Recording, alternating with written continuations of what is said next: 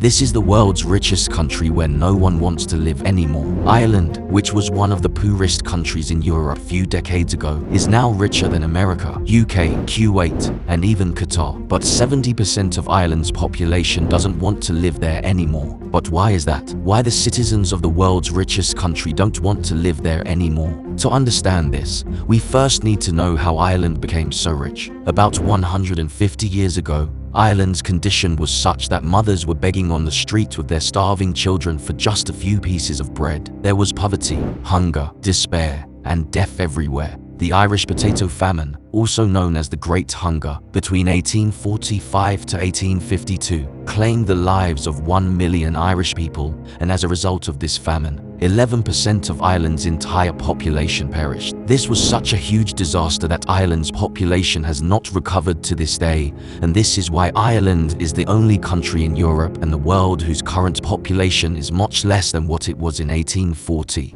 Ireland gained independence from British Empire in 1922, but its condition did not significantly improve in the next 50 years. Then, in 1973, Ireland became a member of the European Economic Community, and Ireland here saw an opportunity to change its condition. Basically, being a member of this community meant that you could sell your goods to all member countries and only had to pay tax in one country.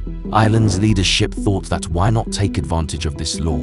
Ireland announced that companies coming to Europe for business could set up their offices in Ireland, where they would be taxed very little. And in fact, the government would provide them with subsidies and very cheap land for their offices. After this announcement, major companies began shifting their headquarters and operations to Ireland. Companies like Dell, Microsoft, Intel, De Beers, and many others started moving to Ireland to escape high tax rates. Due to tax-free policies, a business-friendly environment, and excellent law and order, Ireland began attracting a lot of foreign investment. So much investment that in just 10 years, from 1990 to 2000, foreign investment in Ireland increased from 2.2% to 49.2%. Taxes were low, salaries were high, people's purchasing power kept on increasing. As people spent money, demand was created, and economic activity increased. Ireland's economy was now growing faster than Singapore and South Korea, and it began to be known as the Celtic Tiger. The 2008 financial crisis also affected Ireland, but in response, Ireland reduced its tax rate to 0, and this one move completely transformed the prospects of Ireland. Tech giants like Google and Facebook started moving their headquarters to Ireland to maximize profitability. Highly qualified people from all over the world were coming to Ireland for jobs,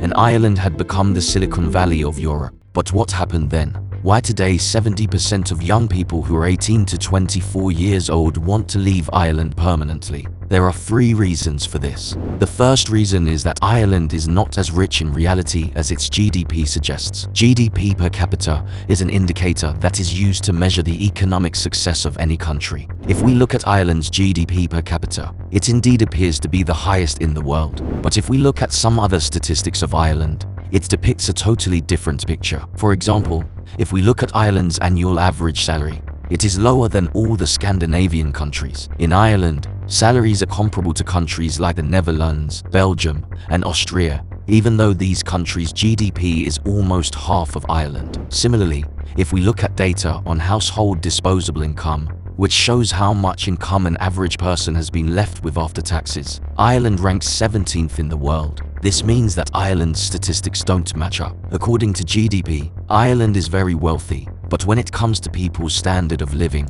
Ireland ranks much lower. The reason for this is that Ireland's GDP is artificially inflated because most of the economic activity is generated by foreign companies, which eventually take all their profits out of Ireland. Similarly, these companies mostly employ foreign workers, and the percentage of Irish workers in major tech companies is very low. Most Irish people work in the agriculture industry, or as cashiers, sales and retail assistants, or in the mining industry, where salaries are much lower than those in the tech industry. The current average annual salary in Ireland is also inflated due to these foreign tech industry workers. If we consider only the average annual salaries of Irish people, the total figure would be even lower. In short, there is a big difference between statistics and ground reality, and many countries face this exact issue.